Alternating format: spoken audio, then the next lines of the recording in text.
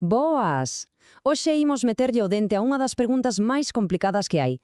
Cando debería o Estado meterse na vida dunha familia? É unha liña finísima entre protexer e invadir. A ver, aquí está o no da cuestión. Por un lado, o dereito á privacidade familiar, que é casi sagrado, non? Pero por outro, esa obriga que temos como sociedade de protexer os máis pequenos. Entón, onde se traza esa liña? Atopar ese punto exacto, ese é o desafío constante que imos explorar hoxe. E se esa idea que temos de que a sociedade está super dividida nisto non fose de todo certa? Pois ben, unha investigación europea a gran escala preguntoulle a miles de persoas e as respostas, que já adianto que desafían moitas ideas preconcebidas, vaia se sorprenden. Veña, imos ao miolo do asunto. Toda esta análise parte deste traballo académico, publicado nunha das revistas máis prestixiosas do seu campo. Isto danos unha base ben sólida para ver que opina a xente en Europa sobre este tema tan delicado.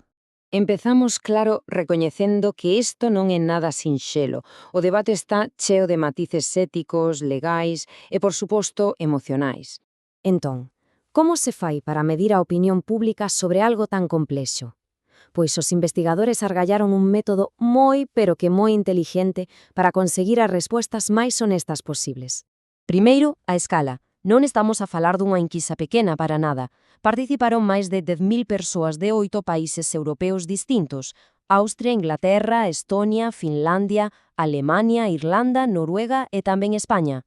Unha mostra enorme, vaya. A cousa funcionaba con unha viñeta, que ven sendo unha pequena historia. Plantexábase unha situación hipotética, pero moi realista. Unha nai de 22 anos, un bebé e unha preocupación seria por parte do persoal sanitario sobre como se estaba a cuidar ese neno. E aquí é onde ven a maxia do experimento. A historia era a mesma para todo o mundo, agás por un pequeno detalle. A razón pola que esa nai tiña dificultades. E ese pequeno cambio, revelou moitísimo sobre os nosos prexuízos e valores. Aquí temos as tres versións. A un grupo de xente díxoselle que o problema era o abuso de sustancias, a outro que era un problema de saúde mental crónico e ao terceiro que a nai tiña unha discapacidade de aprendizaxe leve. Tres escenarios que, como imos ver, provocaron reaccións moi distintas. Moi ben, xa temos o escenario montado. Agora ven o realmente interesante, os resultados. Que decidiu esa mostra inmensa de cidadáns e cidadáns de Europa? A ver, sempre pensamos que a sociedade está divididísima, que hai moita xente que defende o de non meterse custe o que custe. Pero, é eso realmente así?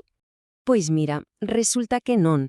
E ollo a este dato porque para min o máis impactante de todo o estudo. Un 81,2%. É unha barbaridade.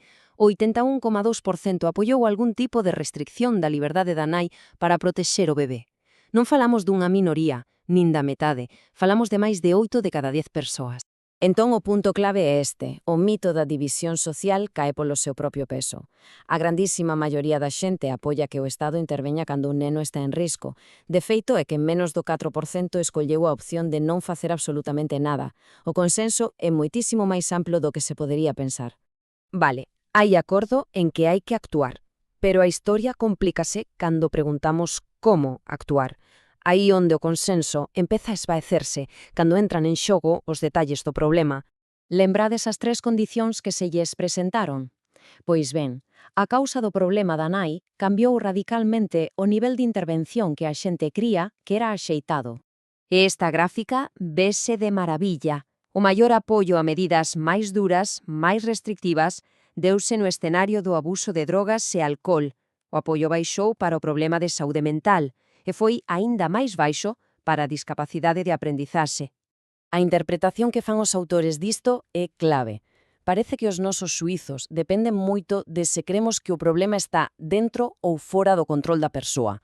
O abuso de substancias a miúdo percíbese como unha elección, algo que se pode controlar. Pola contra, unha enfermedade mental ou unha discapacidade vense como condicións que a persoa non elixiu, e por iso hai máis reparos en intervir dun xeito tan drástico. Pero agarda, que aínda hai outra capa máis de complexidade. As nosas opinións non se forman no aire. O tipo de sistema de protección infantil que ten cada país tamén inflúe no que consideramos aceptable. Basicamente, os países do estudo clasifícanse en tres modelos.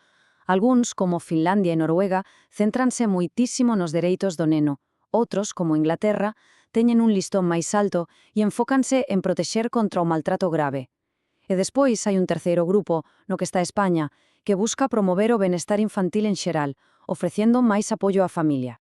E o que se ve é que hai unha correlación clarísima. A xente que vive neses sistemas orientados aos dereitos do neno é a máis favorable a que o Estado interveña. En cambio, nos países con sistemas centrados no benestar familiar, como o español ou o alemán, a xente é máis cauta, máis reticente a limitar os dereitos dos pais. Vaya, que o sistema no que medramos acaba moldeando a nosa forma de pensar. E con isto chegamos ao final da análise. Entón, que aprendemos de todo isto sobre ese delicado equilibrio entre axudar e interferir?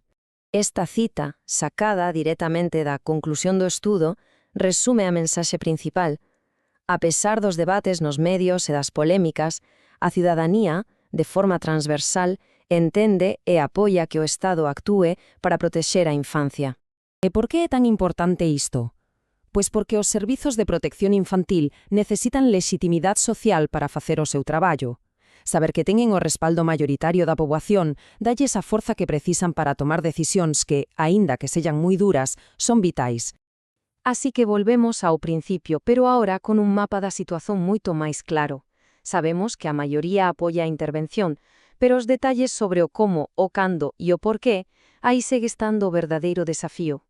A pregunta que queda no aire é como atopamos ese equilibrio perfecto entre botar unha man e respetar. Moitas grazas por acompañarnos nesta exploración.